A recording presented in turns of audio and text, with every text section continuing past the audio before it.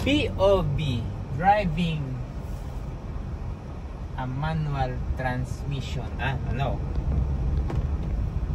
So hello guys, ngayon ay tuturuan ko kayo paano mag-drive ng ating Suzuki Dzire. Tamang paggamit ng ating manual mode sa ating Suzuki Dzire. Marami kasi nalilito or kala nila manual transmission, manual mode or D mode, magkaiba ng hatak. Ang iisip nila pag manual mas malakas ang hatak. So misconception yun guys, same lang yan ang hatak.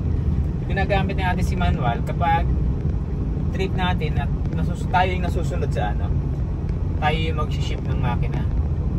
Tulad ito, pag kasi naka-manual, mas maganda yung hatak ng hatak, mas maganda yung flow ng ating transmission, mas smooth yun. Tulad ito,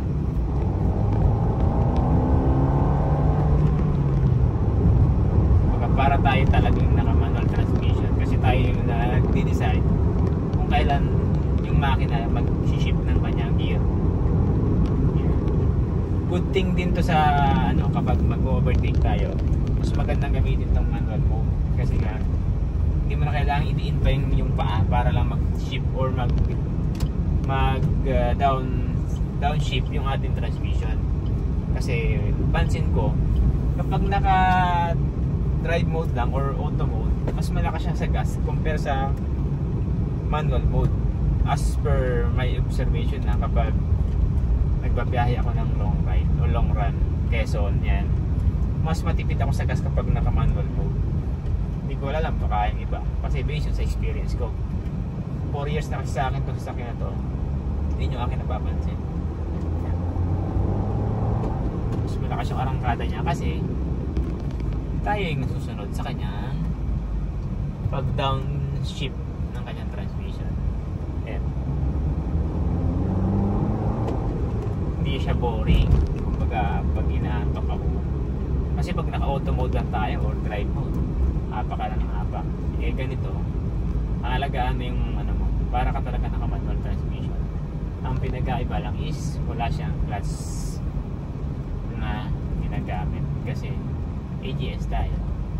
Pero good thing nga, nakakapag-manual tayo. Wala ka na clutch. Manual na matik pa rin. Totoo lang guys, sa nahawakan kong sedan, na-drive kong sedan,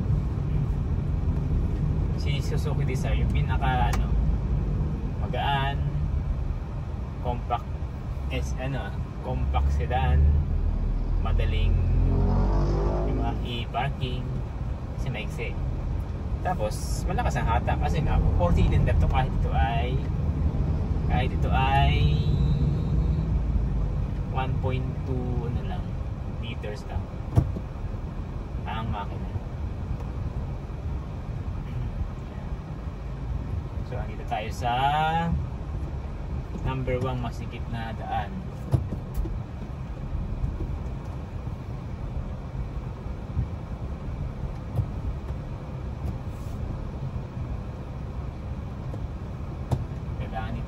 Pagaling ang driver. Ito lang guys, kapag dito ka dadaan sa Eton, malitlit, hindi pwede ang baguhan driver dito kasi sobrang liit ng daan.